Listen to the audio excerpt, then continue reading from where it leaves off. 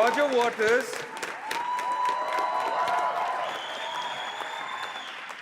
Waters, Pink Floyd, and Dark Side of the Moon saved me from my teenage years. I forgot to mention marijuana, but that's another thing. That I have to introduce Roger Waters is an embarrassment. Roger Waters.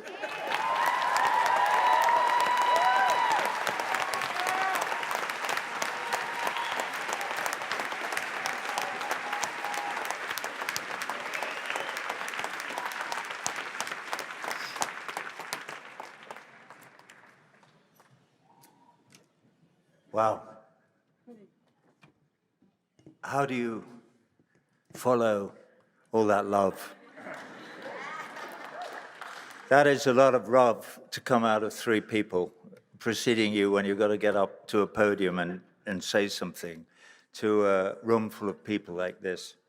But I will do my best. David Zirin, in the green room before we came out here tonight, asked me, he said, what happened? How did you get into this? What was the beginning of the story? And I thought, I've told this story a lot, but I'm going to tell it once more, because he hadn't heard it, and he said he thought I should. So here we go. I tacked a gig in Tel Aviv at the Haikon Stadium onto the end of a European tour in 2006. And immediately I started getting emails from all kinds of people. But one of the people I got an email from was Omar Barghouti, who 2 years before had been part of the committee that started the BDS movement in Palestine. They tried to prevail upon me to cancel the show that I was going to do there, and I did cancel it.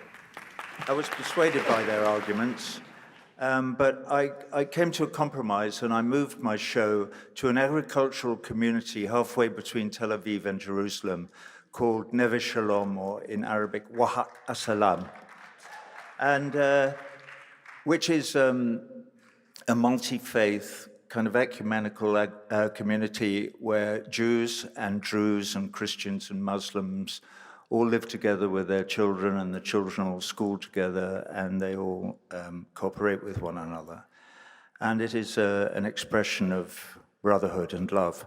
So we did a gig there in the middle of an empty chickpea field. And it was the biggest gig anybody ever had in Israel. There were 60,000 people there. I was doing Dark Side of the Moon tour at the time.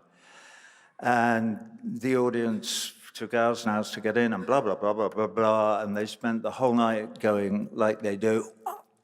You know, I've got nothing against that. I love that, personally. But they did. Until we got to the end of the evening, when I stood up in front of all that and said, you are the generation of young Israelis who must make peace with your brothers and sisters in the neighborhood and bring in a new era of et cetera, et cetera, et cetera. And they went from to, what the fuck's he talking about? In a heartbeat. And it was one of the most chilling sights I've ever seen in my life. I saw it later in various parts of Israel when I went back the next year. Anyway, that is the start of the story. And I went back the next year and traveled all around the West Bank.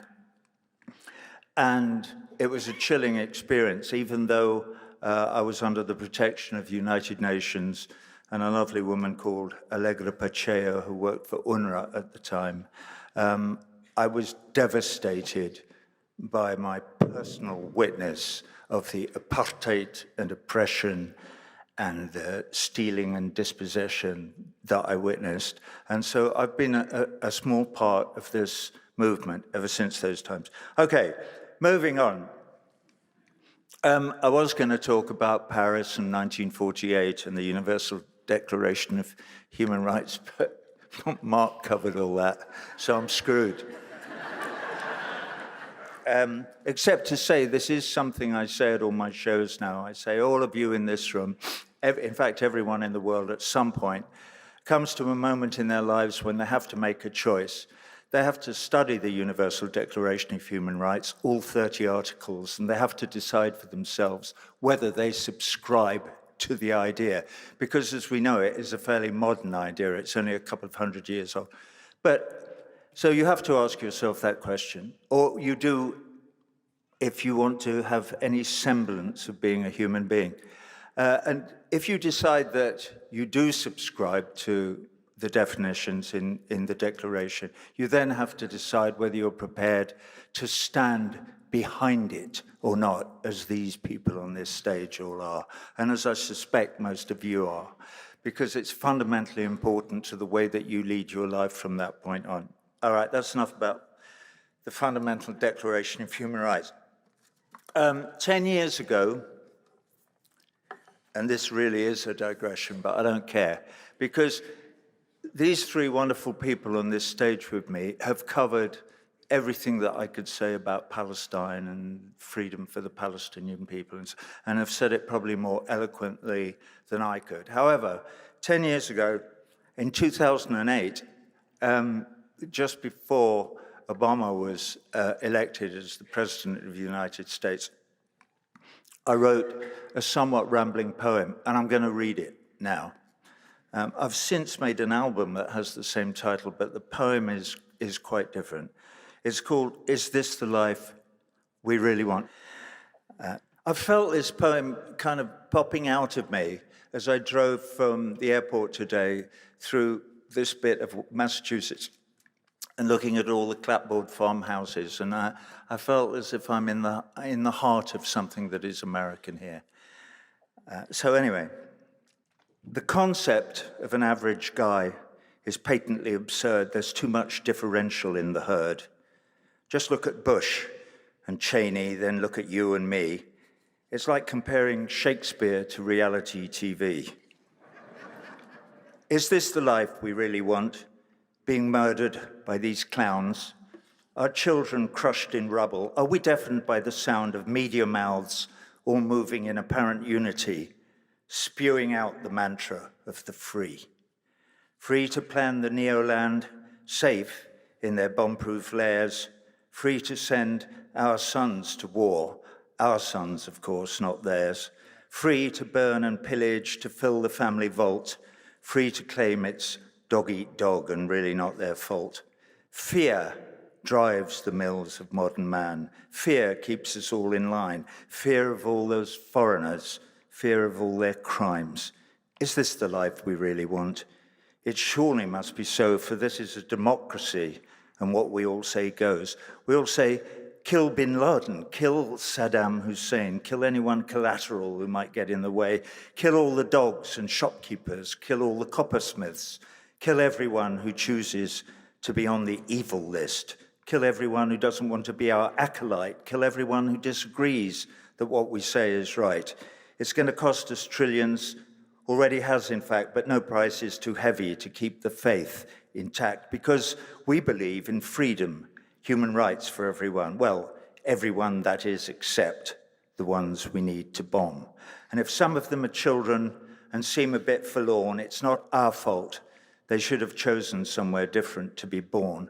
Anyway, I'm sure they'll all agree it's a success when we've tidied all the insurgents and tidied up the mess. Even though they may be crippled or rotting underground, they'll be happy when democracy's the only game in town. They can help to build our bases. They can wash our fancy cars. They can service all our carnal needs in pickup joints and bars. Against their religion? Pfft, their religion's wrong. I'm sure they'll get the hang of it, catch on before too long. Then they can all watch baseball. They can build a Disneyland, eat pizza in McDonald's, drink bourbon, start a band. I know, no alcohol. The towel heads don't drink. The fuck, they'll soon get used to it. We'll have to have a think. I digress, I'm sorry. What was my train of thought? Oh yes, now I remember. Is this what we all ought to be devoting our resources to spread this rotten creed, teaching their dead children avarice and greed? Was it Truman Capote who famously railed, "It's not enough that I succeed, I need others to fail"? Is this the life we really want? to set ourselves at odds with every other species, not to mention other gods? I don't think so. In general, my experience has been that ordinary Americans, when asked to cite their dream, conjure an existence where they can raise their kids without the chafe of blowing other people's kids to bits. Is it my imagination? Is it too much to suggest that their leaders over there and our leaders in the West are driven not by trying to achieve peace in our time, but by something else, by something altogether less sublime? Call me a cynic, but it sometimes seems to me that some of them are more attached to power than to peace. Just supposing for a moment that they're in it for the cash, that they're looking out for number one, building up their stash. What better way to divert the attentions of the poor than an axis of evil and a good old-fashioned war? It's economics 101, as every schoolboy knows.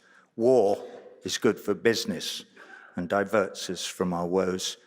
It's so unpatriotic to complain about our lot when our brave boys are out there in the desert getting shot. Imagine if the money that we're spending on the war was used instead to rebuild dikes and help rehouse the poor, to research cures for cancer and fund institutes, to delve into ways of helping people less well off than ourselves, to secure our docks and airports and power stations, to prevent the disaffected in our own and other nations from expressing their attachment to some vengeful deity in self-immolation, immolating you and me? Or is it power that gets them, being able to decide how to divvy up the cake, who should live, who should die, to have at their disposal all those sexy tanks and planes? Got you. No, I got you first, reliving boyhood games. Why don't we just stop them? Why don't we get tough, take to the streets in millions, say, enough is enough? Why? Why?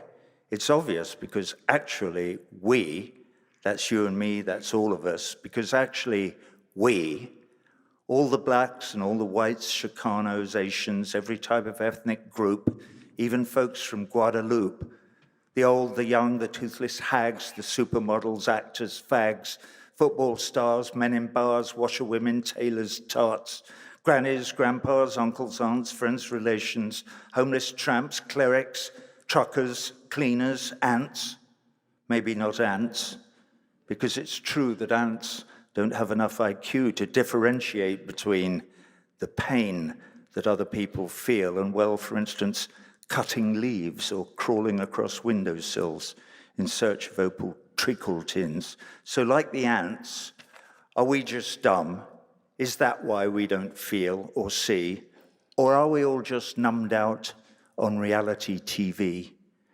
So every time, the roadside mine, the guided bomb, the ricochet, the Gatling gun, the tomahawk, the phantom, mirage, RF squawk, the IED, the false hello, the cluster bomb with fries to go.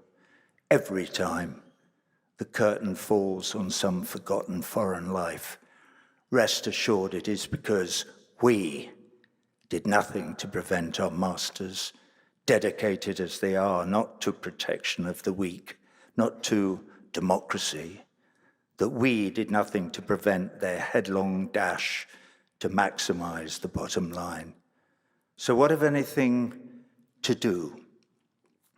Well, understand that every day, in many small but central ways, we get to choose enslavement to the bottom line, with all that that implies, dog eat dog, God eat God.